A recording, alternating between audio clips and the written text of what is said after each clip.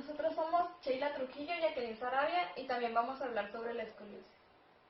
Para definirla, es una desviación de la columna cuya deformidad predominante es en el plano coronal, pero también puede ser en el plano sagital, que pueden afectar a la cifosis dorsal y lordosis lumbar. Estos son los patrones de la curvatura, puede ser torácica, lumbar, toracolumbar o de doble curvatura, y también puede ser cervical. Como síntomas podemos notar una asimetría de los hombros, la curvatura de la columna, caderas desniveladas. Puede o no causar dolor, pero es lo más frecuente que sí cause. Genera alteraciones musculares que pueden ser contracturas, sobre todo del lado cóncavo, y genera una sobrecarga articular. En caso de ser un caso muy severo, también genera trastornos respiratorios. Pueden ser por un origen congénito, por alguna malformación, de origen neuromuscular. Otras causas pueden ser algún traumatismo, tumores, infecciones óseas, enfermedades del tejido conectivo. Pueden ser de origen compensatorio, postural, histérico, antiálgico e inflamatorio de vecindad. El test utilizado para evaluar la escoliosis es el test de Adams, el cual se utiliza para hacer una medición de la escoliosis en una exploración física. Se le pide al paciente que junte las manos y haga una flexión de cadera con sus rodillas en extensión. Y podemos notar que así se vería un paciente normal y así se vería un paciente con una deformidad. Notar que cuando tengas al paciente en flexión, se puede ver la columna y la curvatura que se forma por la escoliosis, una elevación de algún hombro del lado donde sea la curvatura escoliótica, y también se van a notar si hay alguna elevación de las crestas ilíacas.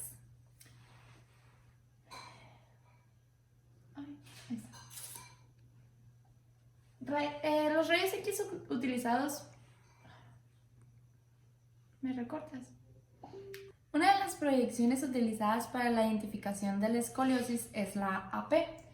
Esta radiografía es de columna completa, se realiza en un tubo de rayos X estándar con una distancia de 1,80 a 2 metros. Se llama teleradiografía y es con el haz centrado. El paciente se le pide que esté en bipedestación, con las rodillas extendidas y los pies a la altura de los hombros y mirando hacia el frente. Y ahí es cuando se hace el centrado del haz. Es necesario que en la proyección frontal aparezcan las crestas ilíacas y que aparezca toda la columna. Especialmente esto se le pide en pacientes adolescentes porque esto puede ser debido a un índice de maduración ósea y esto pues puede causar alguna deformidad, pero puede ser debido al crecimiento del adolescente.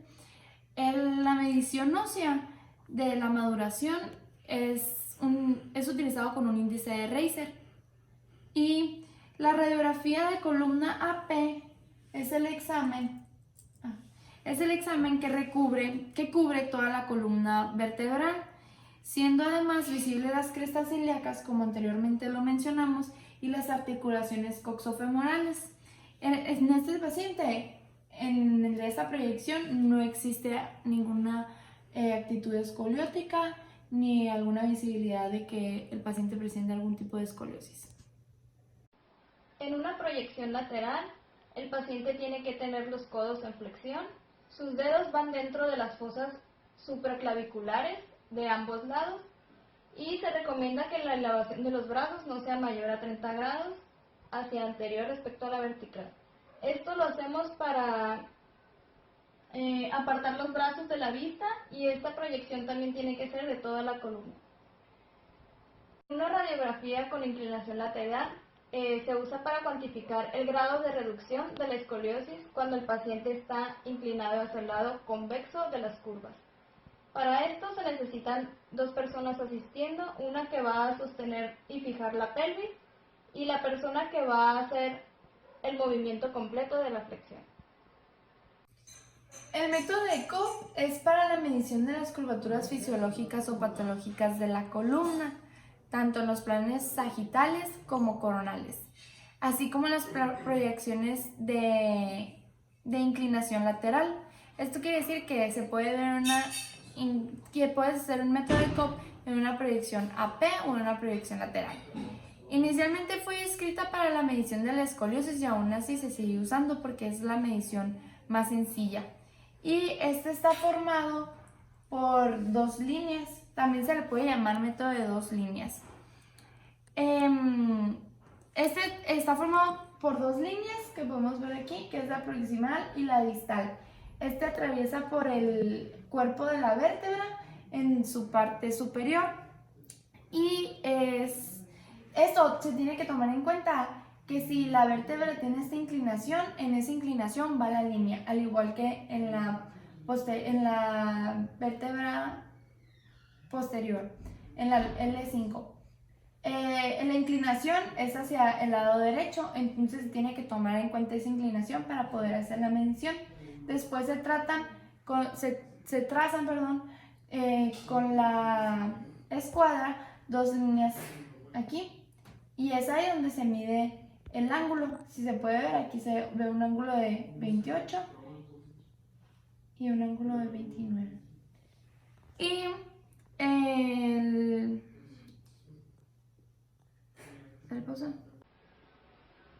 El método indirecto es igual al anterior, pero este se utiliza cuando no se pueden trazar las líneas o estas sobresalen de la radiografía. La medición se hace en el cruce de ellas para determinar el grado de la curvatura. Esta es una reducción de cifosis dorsal. Vemos que es igual a la anterior. Aquí está la primera línea, segunda línea.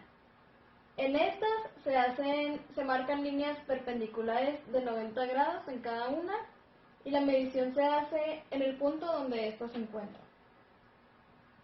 La línea vertical o plomada C7, también se le puede abreviar como LPC7, es una línea que se marca desde el centro del cuerpo vertebral, desde la cervical 7 hasta el cuerpo medio del sacro. Y podemos ver que también se puede hacer una proyección, esta es una proyección AP y esta es una proyección lateral, en la cual también se puede marcar una LPC7 paralela al borde. Esta se marca paralela al borde de la radiografía desde el centro del cuerpo C7 hacia caudal. Esto quiere decir que ubicamos el cuerpo de C7 y se marca una línea hacia abajo, y el balance sagital es neutro si pasa por la esquina posterior superior de sí mismo, o sea, del sacro. Esto quiere decir que si pasa por encima, si queda el sacro de fuera y pasa la línea, eso quiere decir que no hay una alteración. Y desde el centro del cuerpo hacia caudal, ¿no? Como ya se dijo. Y dice que esta es una proyección lateral también y se puede notar la diferencia entre la normal y la afectada. Esta, la cual pasa posterior de la esquina posterior superior, aquí se puede notar que el sacro queda dentro de la línea y igual pasa por el cuerpo vertebral de S1, lo cual corresponde a un balance sagital negativo. Esto quiere decir que se puede mostrar una hiperlordosis o una hipercifosis, como en este caso. Recordemos que esta es la cifosis y esta es la lordosis. En la línea vertical centrosacra también se puede abreviar como LBCS, que va conjunto a la LPC7, y esta atraviesa el punto medio del platillo superior de S1. Esto quiere decir que se va por el centro del sacro y en sentido vertical y paralela al borde lateral de la radiografía frontal, o sea, la AP. y ambas paralelas al borde lateral de la radiografía. Y como un caso clínico, es un paciente femenino de 18 años con esclerosis con una curvatura columbar izquierda y torácica principal derecha, en la que existe falta de congruencia de las líneas LPC7 y LBCS, correspondido a un balance coronal negativo. Esto quiere decir que en este caso la línea LPC7 y la LBCS no hicieron un conjunto y no se alinearon a sí mismo. Asimismo, podemos notar que la LP pasa y la LB se nota como atraviesa aquí por el centro del sacro y hay una distancia entre sí mismas. Hay ciertas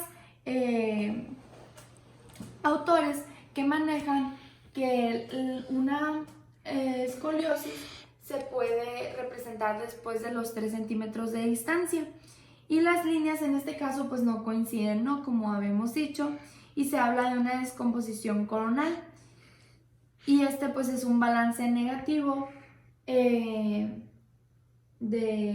la columna. Y es todo por mi parte. Gracias.